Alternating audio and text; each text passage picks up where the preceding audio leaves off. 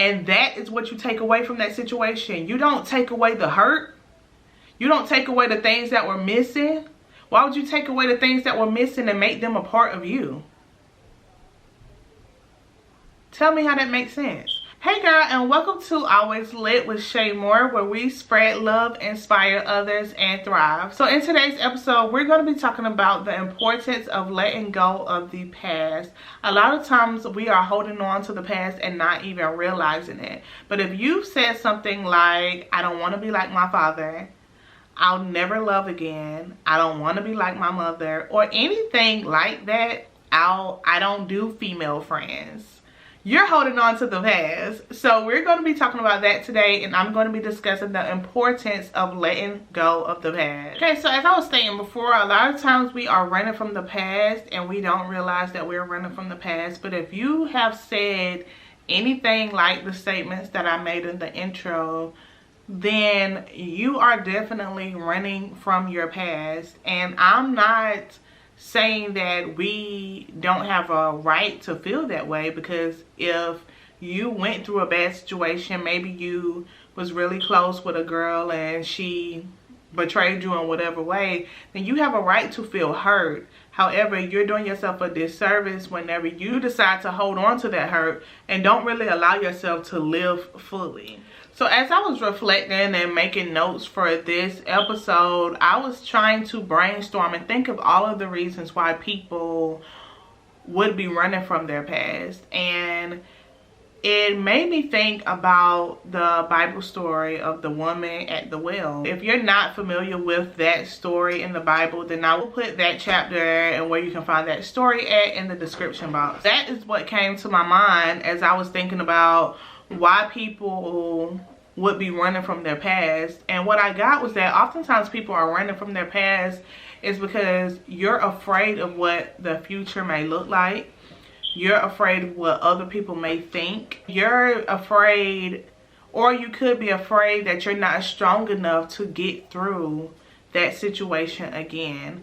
And I get it. Each one of those are valid points. You know, you definitely have a right to feel that way. However, I feel that it was necessary that we have this conversation today, because even though you have a right to feel however you feel. No one wants to be hurt. No one wants to be talked about. However, you cannot allow that to limit your life. Something that I often try to remind myself is that we act out of two emotions. You either act out of fear or you're acting out of love. So if you're acting out of fear because you're running from your past, you're acting out of fear because, oh, well, I don't want to go in that area anymore because people from that area witnessed that bad relationship that I was in. Or, oh, I don't want to be single again. And maybe you were raised in a single parent household and you did not like that experience. However, when you're navigating through life out of fear, you're putting limits on your life, but also your actions isn't giving you a fair shot of all of the blessing, all of the goodness that God has for your life. It's not allowing you to go down the path that God has for you. I'm not saying you're not going to get to experience the things that He have intended for you to have, because we have free will. So even though He has this path for you, if you're choosing to live out of fear, you're navigating off that path. And no matter how hard He's trying to bring you back to that path, you're continuing to fight against that. It's almost as if you can't trust Him enough. You can't trust anyone besides yourself enough to control the things that happen in your life. And if that's how you're living, then you're never going to truly see the joy, the goodness, and everything else that is waiting for you. Living through fear and running from your path is so dangerous, because you then begin to allow things and accept things that you don't deserve. Things that you're putting yourself in situations that you was never intended to be in the first place. But because you continue to accept things and put up with things that you don't deserve, you're now creating this off-brand experience of life. You're creating this this settle. Really, you're settling for this life where I can have a little bit of control, where I know what the outcome is going to be, just to make sure that I'm not ending up like whatever it is you're running from. For example, if you were raised with one parent in the household, let's say that you was raised with your mom, and you said, oh, I don't want to be a single mother like my mom was. So you get into a relationship, you get pregnant, so now you have a baby by this man, and then things are not working out. And when I mean things are not working out, it's not like things are getting rough. Like, you need to remove yourself from the situation, but you don't want to be like your mom. So now you're continuing to, you're overlooking things that you would not have overlooked if the child was not there. You're overlooking things that you would not have overlooked if your mom was married and you didn't come from a single household. You wouldn't accept the things that you're putting up with in this relationship. You're only putting up with it because you fear being a single mom. You fear the things from your past. Another example, let's say I was friends with a girl. Me and the girl became friends in 9th grade. Matter of fact, let's go back to kindergarten. Me and her became friends in kindergarten. We've been friends since kindergarten, and we get all the way to my senior year, and she, I don't know, she betrayed me. Whatever make y'all hold on to it. She do something that's just foul, and you just like, I can't be friends with females. I can't be friends with females. So now you done turned into a mean girl. You don't even like dealing with females. Anytime a female get in your area, you got a problem. Anytime a female try to talk to you, try to create friendships with you, then you think that she's going to hurt you. So what you do, maybe you don't be a true friend and you end up hurting that person instead. Or maybe you just don't associate with females at all, but who's to say that the next female friend that you got, God didn't intend for that female to have such a major blessing for you? Who's to say that the next female friend you got, God didn't intend for that relationship to help you become an even better woman? Who's to say that? But you running from your past is putting limits on your life and not allowing you to really reap the joy that God has waiting for you. I think it's important that we shift our mindset around the things that we experienced, around the things that we went through, especially when it comes to thinking about our past. One, everyone is constantly growing.